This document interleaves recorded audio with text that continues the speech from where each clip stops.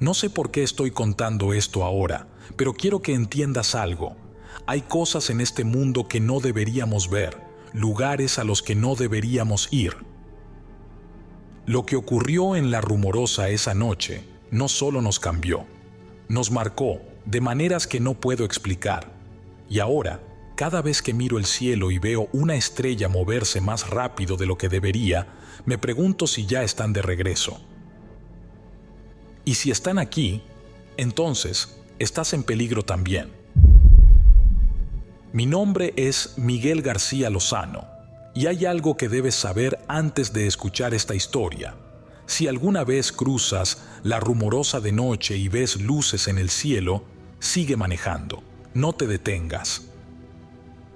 Esa tarde, el calor en Mexicali era insoportable. Estábamos en el taller, como de costumbre, cuando un cliente curioso comenzó a hacer preguntas. Un tipo joven, de unos 30 y tantos años, con gorra azul descolorida y manos limpias, como si nunca hubiera trabajado con motores. Se veía demasiado confiado, demasiado despreocupado.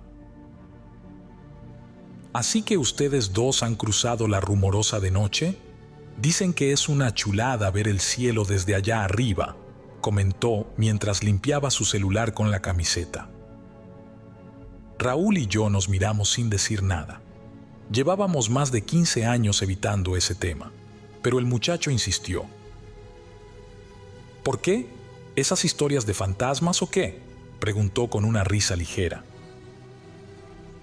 Solté la llave de impacto sobre la mesa y me limpié las manos con un trapo viejo. No quería hablar de eso, no otra vez. Lo que pasó esa noche no era para nosotros, dije con la voz más baja de lo normal, ni para nadie más en este mundo. El tipo dejó de sonreír. Noté cómo Raúl bajó la mirada y movió nervioso el pie derecho. Era su forma de decirme que no quería seguir con esto. Pero el cliente no captó la indirecta. Vamos, hombre. Ahora sí me dejaron con la duda. Raúl apretó la botella de agua entre sus manos y sin mirarlo a los ojos, le advirtió con un tono seco. Si de verdad quieres saber, luego no vengas llorando. No quería contar nada. Habíamos pasado años tratando de olvidar lo que ocurrió en 2008, pero algo en la insistencia del muchacho me hizo flaquear. Quizá, al sacarlo de nuestras cabezas, podríamos respirar un poco más ligeros. Nos sentamos en la esquina del taller, con un par de cervezas calientes sobre la mesa. El cliente se veía emocionado, como si estuviera a punto de escuchar una historia de fantasmas de carretera. Pero esto no es una historia de fantasmas. Respiré hondo, sintiendo el peso de las palabras antes de soltarlas. Era septiembre de 2008, comencé. Raúl apartó la mirada, pero no antes de que pudiera ver ese brillo de terror en sus ojos, el mismo que lo ha perseguido durante 16 años. Era septiembre de 2008. Esa noche Raúl y yo salimos de Mexicali rumbo a Tijuana con una carga de electrodomésticos. No era la primera vez que cruzábamos La Rumorosa, pero sí la primera vez que lo hacíamos tan tarde. Pasaban unos minutos de las 11 cuando comenzamos a subir por la carretera, dejando atrás el calor sofocante del valle. El cielo estaba despejado, sin nubes, y el aire frío del desierto se filtraba por las rendijas de la cabina. Si no fuera por lo que pasó después, podría decir que era una noche perfecta para manejar. Yo iba al frente, con Raúl siguiéndome a unos 100 metros de distancia. Llevábamos las radios encendidas, hablando de cualquier tontería para hacer el camino menos pesado. Mañana toca descanso, cabrón, dije, ajustando la gorra sobre mi cabeza. Unas cervezas frías y a la chingada el trabajo por un día. Raúl rió al otro lado de la radio. Te tomas 2 y ya andas llorando por tu ex. No mames, Raúl. ¿Cómo chingados voy a llorar por alguien que no existe? Como anoche, cuando te pusiste sentimental con la canción de Los Temerarios. Iba a responderle alguna grosería cuando lo vi. Al principio, pensé que era un camión estacionado más adelante, con las luces encendidas. Pero mientras avanzaba, me di cuenta de que esas luces no estaban en la carretera, sino flotando sobre los acantilados. Eran 3, brillantes como focos de xenón, moviéndose en círculos sobre la montaña. Algo en mi estómago se encogió. Solté el radio por un segundo, sintiendo que la garganta se me secaba. Luego, intentando que no sonara como paranoia, llamé a Raúl. «Oye, ¿ves esas luces al frente?» La radio crujió con estática, como si la señal estuviera fallando. «Raúl, ¿me copias?», insistí, ahora con un tono más serio. Segundos después, su voz se escuchó entrecortada. Sí, lo veo. ¿Qué carajos es eso?». Abrí la boca para responder, pero en ese momento mi camión falló. Primero, las luces del tablero parpadearon. Luego, el motor rugió como si algo lo estuviera ahogando y, de un segundo a otro, todo se apagó. Me quedé varado en medio de la carretera, sin energía, sin frenos, sin nada. Maldije en voz baja y alcancé a ver por el retrovisor que Raúl también se detenía unos metros atrás. Y entonces, las luces cambiaron. Pasaron de blanco a un tono verde fluorescente y luego a un rojo intenso, como si algo las hubiera irritado. Fue ahí cuando supe que algo no estaba bien. Muy lejos de estar bien. Cuando Miguel me preguntó si veía las luces, ya llevaba rato observándolas. No parecían faros de un vehículo ni reflectores de vigilancia. Eran demasiado nítidas, demasiado intensas, pero lo más inquietante era la manera en que se movían. Flotaban en el aire, deslizándose en círculos sin una fuente visible. No proyectaban sombras ni iluminaban el suelo, como si su única función fuera existir en ese vacío de la noche. Y entonces, la radio falló. Primero un chasquido, luego un zumbido grave que hizo vibrar la cabina. Toqué el aparato para ver si el cable se había aflojado, pero lo único que escuché fue estática entrecortada. «Miguel, ¿me copias?». Su voz no llegó. En su lugar, la radio devolvió un eco distorsionado, como si mis palabras hubieran sido grabadas y estuvieran repitiéndose desde algún punto lejano. Fue en ese momento cuando sentí el calor. No el tipo de calor que te da cuando entras a un tráiler estacionado bajo el sol. Era un calor interno, un fuego denso, como si la sangre me estuviera hirviendo dentro del cuerpo. Mi respiración se volvió pesada. Miré mis manos y me pareció que temblaban ligeramente, pero no estaba seguro de si era el calor o el miedo lo que me afectaba más. Algo no estaba bien. Adelante, el camión de Miguel se apagó de golpe. Sus luces traseras parpadearon un instante antes de quedar completamente en negro. Mi corazón empezó a golpearme el pecho. Me aferré al volante con fuerza y apreté los dientes para no perder la calma. Intenté acelerar, pero mi pie no respondió. Un hormigueo frío me recorrió las piernas. El radio crujió de nuevo y por un momento pensé que Miguel intentaba comunicarse, pero lo que escuché no era su voz. Era la mía. Mis propias palabras de hace unos minutos, repitiéndose con un ligero retraso. «Miguel, ¿me copias?». El eco no era exacto. Había algo diferente en el tono, algo inhumano. Entonces vi la sombra. Al principio pensé que era el reflejo de una roca en la carretera, pero cuando enfoqué bien la vista, lo vi con claridad, una figura humanoide bajando de una de las luces flotantes. No caminaba como nosotros. Sus movimientos eran lentos, calculados, como si cada paso estuviera midiendo la distancia entre él y yo. Era alto, demasiado alto. Más de 2 metros de altura, con extremidades alargadas y delgadas. Su piel no tenía un color definido, más bien reflejaba la luz de las esferas como si fuera un metal líquido. No tenía ropa, pero tampoco parecía desnudo. No era humano. El calor aumentó. Sentí la piel de mi rostro ardiendo y mis ojos empezaron a lagrimear.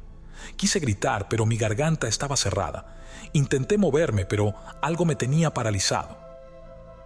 No era miedo, era algo más. Mi cuerpo estaba completamente rígido, como si alguien hubiera apagado los interruptores que controlaban mis músculos. Solo podía respirar, y aún así, cada bocanada de aire se sentía pesada, caliente, como si estuviera aspirando vapor de agua hirviendo. Y entonces, la figura levantó una mano y me señaló. En ese instante, lo entendí. No me estaba viendo. Me estaba leyendo. La sensación fue indescriptible. No era solo miedo. Era la certeza de que algo ajeno a este mundo estaba hurgando dentro de mí, revisando mis recuerdos, mis pensamientos, mis emociones. Imágenes extrañas comenzaron a aparecer en mi cabeza. No eran mías. Vi un cielo que no pertenecía a este planeta, un horizonte rojizo, con un sol pálido que no ardía como el nuestro. Vi figuras similares a la que tenía enfrente, caminando en fila sobre una superficie metálica infinita. Vi ojos, muchos ojos, observándome desde la oscuridad. Mi mente no estaba en la rumorosa. Estaba en otro lugar. Intenté luchar. Quise cerrar los ojos, apartar la vista, pero no podía. Hasta que, de repente, todo se volvió negro. Lo vi. Raúl estaba parado frente a esa cosa, completamente inmóvil, como si lo hubieran desconectado del mundo. Sus brazos colgaban a los lados, rígidos, y sus ojos estaban fijos en el rostro. Ni siquiera estoy seguro de si eso podía llamarse un rostro. Yo quise salir a ayudarlo. Abrí la puerta del camión y, apenas puse un pie en el suelo, me golpeó algo. No era el aire frío del desierto, no era el ruido de las luces ni el miedo. Era como un zumbido que se metió directo en mi cabeza, que me hizo tambalearme y caer de rodillas al suelo. El ruido no era un sonido normal. Era un eco, algo que parecía vibrar desde dentro, como si mi cráneo estuviera a punto de estallar. Me cubrí los oídos con las manos, pero no sirvió de nada. El zumbido estaba en todas partes, llenándome, asfixiándome. Apenas podía ver, pero cuando levanté la mirada, ahí seguía Raúl, parado como una estatua. Y entonces lo vi levantar la cabeza como si estuviera mirando algo muy por encima de las luces. Quise gritarle, quise decirle que volviera al camión, pero mi voz no salía. Mis labios apenas se movían, como si el zumbido me estuviera quitando hasta eso. Todo pasó rápido, pero al mismo tiempo se sintió eterno. La figura extendió una mano hacia Raúl. No lo tocó, no lo empujó, solo la levantó, y fue entonces cuando algo cambió. Raúl empezó a temblar. Primero las manos, luego todo el cuerpo. Su cabeza se inclinó hacia un lado, como si estuviera tratando de resistirse a algo que lo empujaba desde adentro. Yo no podía moverme, pero sentía el terror en cada fibra de mi ser. Fue entonces cuando la luz de las esferas se intensificó, iluminando todo el acantilado como si fuera de día. Por un momento pude ver con claridad la piel de la figura. No era lisa, era como una superficie líquida, brillante, que cambiaba de textura con cada movimiento. Y luego, todo se detuvo. La figura desapareció. Las luces se elevaron rápidamente hacia el cielo, dejando un rastro de silencio absoluto. Me quedé ahí, de rodillas en la carretera, con las manos todavía en los oídos y el cuerpo temblando. Cuando finalmente pude moverme, me levanté y corrí hacia Raúl. Lo encontré tirado junto a su camión, con los ojos abiertos, pero sin brillo, respirando rápido como si hubiera estado corriendo. ¡Raúl!, grité, sacudiéndolo por los hombros. ¡Raúl, despierta! Tardó unos segundos en reaccionar. Cuando lo hizo, me miró directo a los ojos y lo juro, nunca voy a olvidar esa mirada. Era como si no me reconociera. Ellos, dijo con un hilo de voz, ellos ya sabían que íbamos a estar aquí. Tardé unos segundos en darme cuenta de que Raúl estaba de vuelta. Lo veía respirar, mover los ojos, pero algo en él seguía mal. Era como si no estuviera completamente ahí. «Levántate, tenemos que irnos», le dije agarrándolo por el brazo para ponerlo de pie. Me temblaban las piernas mientras lo ayudaba a caminar. Raúl murmuraba algo, pero su voz era tan baja que no podía entenderlo. Me estaba volviendo loco. Lo empujé hacia la cabina de su camión y luego corrí de regreso al mío. Cada paso sobre el asfalto me hacía sentir como si algo estuviera a punto de jalarme hacia atrás. No volteé. No quería mirar el cielo, ni el acantilado, ni nada. Me subí al asiento, giré la llave y recé para que arrancara. El motor tosió 2 veces antes de encenderse. Solté un grito de alivio. Agarré el radio y lo llamé. «Raúl, ¿me copias? Arranca y sigue mis luces». No respondió, pero lo vi moverse en su asiento. Unos segundos después, las luces de su tráiler se encendieron, aunque titilaban como si algo anduviera mal. Pisé el acelerador y comencé a bajar la carretera. La Rumorosa se sentía diferente ahora. El silencio era total, como si el mundo entero se hubiera apagado. Ni siquiera podía escuchar el sonido de mis llantas sobre el asfalto. Por el retrovisor, veía las luces del camión de Raúl siguiéndome a corta distancia. Eso me tranquilizaba un poco, pero algo en mi interior no me dejaba respirar bien. El pecho se me apretaba con cada curva que tomaba. Y luego empezó a hablar. «Miguel». Su voz llegó por el radio, pero no sonaba como Raúl. Había algo extraño en su tono, algo que no sé explicar. «¿Qué pasa?», respondí, apretando el micrófono con fuerza. Se quedó callado unos segundos y después dijo algo que me hizo el estómago un nudo. Ellos ya sabían que íbamos a estar aquí. Pisé el freno de golpe y giré el volante para detenerme en el arcén. Raúl también frenó detrás de mí. «¿Qué dijiste?», pregunté por la radio, pero mi voz salió entrecortada. Apagué el motor y bajé del camión, esperando que él hiciera lo mismo. Cuando me acerqué a su ventana, lo vi mirándome fijamente, con los ojos completamente abiertos y las manos aferradas al volante. Su boca se movía, pero no estaba seguro de si me hablaba a mí o a otra cosa. Abrí la puerta de su cabina y lo sacudí. «Raúl, dime qué está pasando». Finalmente reaccionó. Me miró como si acabara de despertarse de una pesadilla y murmuró: «No debimos detenernos. Nos están esperando en otro lugar». Sentí que me faltaba el aire. Esto no podía estar pasando. Le dije que subiera al camión y que no se detuviera por nada. Me subí al mío y seguimos conduciendo, acelerando más de lo que la carretera permitía. Cada curva me hacía sudar frío. Fue entonces cuando lo noté. Miré mi reloj y marcaba las 3 de la mañana, pero no podía ser. Habíamos salido de Mexicali a las 11 y, a lo mucho, deberían ser las 12:30. Habíamos perdido 2 horas. «Raúl, ¿qué hora tienes?», pregunté por radio, aunque ya sabía la respuesta. «Las 3», contestó. El tono de su voz era plano, como si no le sorprendiera. No volvimos a hablar en el resto del camino. Solo condujimos, cada uno con su miedo, mientras la Rumorosa quedaba atrás. Cuando finalmente llegamos a un punto de control cerca de Tecate, bajé del camión como pude.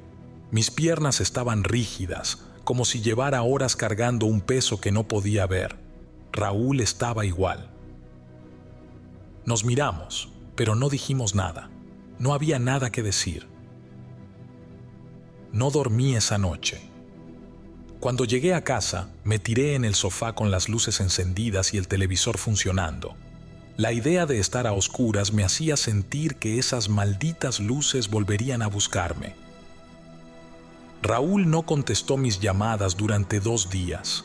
No sabía si estaba bien, si había llegado a casa, si todavía estaba en este maldito mundo. Cuando al fin respondió, sonaba apagado, como si hablara desde un lugar muy lejos de su propio cuerpo. ¿Estás bien?, le pregunté, aunque ya sabía la respuesta. No sé, Miguel. Algo no está bien conmigo. Le dije que nos viéramos en el taller. Pensé que, si hablábamos de lo que pasó, podríamos darle algo de sentido. Pero cuando lo vi, supe que lo que nos había pasado no era algo que se pudiera explicar. Raúl estaba pálido, con ojeras profundas y las manos temblorosas. Lo primero que me mostró fue su brazo izquierdo. «Mira esto», dijo, subiendo la manga de su camisa. En su antebrazo había una pequeña marca, como una cicatriz reciente, perfectamente redonda, del tamaño de una moneda de 10 centavos. Era tan precisa que parecía hecha con un instrumento quirúrgico. Me quité la camisa casi de inmediato, buscando mi propio cuerpo como un paranoico. Y ahí estaba, una cicatriz idéntica en mi brazo derecho. No hablamos de eso, no hacía falta. Lo que pasó después es difícil de describir. Los días siguientes a esa noche se volvieron una especie de niebla en mi memoria. Hacía cosas automáticas como si no fuera realmente yo el que manejaba mi cuerpo. Comía sin hambre, hablaba sin ganas, pero lo peor eran las noches. No podía dormir más de 1 o 2 horas sin despertarme sudando, con la imagen de esa figura quemándome la cabeza. En mis sueños, estaba parado frente a mí otra vez, con esa mano levantada, y sentía como si estuviera quitándome algo que no podía ver. Raúl estaba peor. Me confesó que sentía que alguien lo miraba todo el tiempo, incluso cuando estaba solo. Dejaba las luces de su casa encendidas las 24 horas del día y cubría las ventanas con sábanas. No quería que ellos pudieran verlo, fuera lo que fuera eso. Unos meses después, dejó de manejar camiones. Dijo que ya no podía cruzar carreteras solitarias sin sentir que algo lo seguía. «Ellos no se han ido, Miguel», me dijo una vez. «A veces lo siento, como si estuvieran esperando algo». Yo intenté seguir con mi vida. Me obligué a trabajar, a salir, a hablar con la gente, pero nunca volví a cruzar la rumorosa de noche, ni siquiera de día, si podía evitarlo. A veces, cuando el cielo está despejado y veo demasiadas estrellas, me siento incómodo. No es que crea que van a volver, no exactamente. Es más como un recordatorio de que siguen ahí, en algún lugar. Pasaron los años. Nos acostumbramos a no hablar de esa noche, como si ignorarlo pudiera borrarlo de nuestras cabezas, pero no lo hizo. Cada vez que nos vemos, Raúl y yo sabemos lo que el otro está pensando. No hace falta decirlo. Hay cosas que no se olvidan. Y entonces, ¿qué creen que eran esas cosas? ¿Aliens? Lo miré fijamente, sin responder de inmediato. No sé por qué, pero me molestó su tono casual, como si esto fuera solo una historia más para contar en una fogata. Raúl soltó una risa seca y amarga. Si supiéramos qué eran, quizá dormiríamos mejor. El cliente no parecía satisfecho. Frunció el ceño y jugueteó con las llaves de su auto. «Pero, ¿por qué a ustedes? ¿Qué querían?» Ahí sí me dio coraje. «No lo sé», respondí con más dureza de la que pretendía. Pero lo que pasó esa noche no era para nosotros, ni para nadie más en este mundo. Raúl bajó la mirada, inquieto, mientras jugaba con la tapa de su botella de agua. Yo ya sabía lo que venía. Ellos dijeron que volverían, murmuró casi para sí mismo. Y lo van a hacer. El cliente se quedó callado por un instante, con una sonrisa nerviosa. Dio un paso atrás, fingiendo que ya tenía prisa. Bueno, estuvo interesante. Gracias por contarme. Nos observó por última vez como si esperara una señal de que todo había sido una broma. No se la dimos. Se subió a su coche y salió del taller en dirección al valle. Raúl y yo nos quedamos en la entrada, mirando cómo las luces del auto se perdían en la carretera. El aire se sentía más frío de lo normal y por un momento el silencio de la Rumorosa volvió a instalarse en mi mente. Fue entonces cuando la vi. En el horizonte, justo donde las montañas comienzan a cortar el cielo, había una pequeña luz blanca que se movía lentamente. Mis ojos se clavaron en ella, incapaces de apartarse. Raúl debió notarlo, porque levantó la vista y la vio también. No dijimos nada. No hizo falta. Raúl cruzó los brazos, apretando las manos contra sus costillas como si el frío lo atravesara. Yo respiré hondo, pero mi pecho seguía apretado. La luz desapareció tras una curva del terreno, pero ese nudo en mi estómago no se fue. Vamos a cerrar el taller, dije finalmente, girándome hacia adentro. Raúl no respondió. Me siguió en silencio como si tuviera algo más que decir, pero no se atreviera. Cerré la puerta, pero incluso después de apagar las luces, la sensación de que algo nos estaba observando no se fue. Quizá nunca lo haría.